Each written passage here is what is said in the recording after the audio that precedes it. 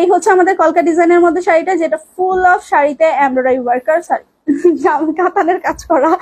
আমি ড্রেসের মধ্যে চলে গিয়েছি ড্রেস দেখাতে দেখাতে। যাই হোক, এই হচ্ছে আমাদের ফুল শাড়িটা। এইটাও কিন্তু অনেক বেশি সুন্দর এবং এটাতেও আপনারা ব্লাউজ পিস পেয়ে যাচ্ছেন। এইটা হচ্ছে আমাদের আঁচলের পোর্শনটা। ফুল আঁচলের পোর্শনে কিন্তু আমাদের খুবই সুন্দর করে কলকা ডিজাইন করা আছে এবং পুরোটা শাড়ির ভেতরেও সেম ভাবে কিন্তু ডিজাইন ওয়ার্ক করা আছে। দেখতেই পাচ্ছেন রেড এর সাথে ব্ল্যাক। আসলে ব্ল্যাক কালারটা অনেক সময় ফেড আসে, বাট এটা কিন্তু একদম আপু কুচকুচে কালো কালার, ঠিক আছে।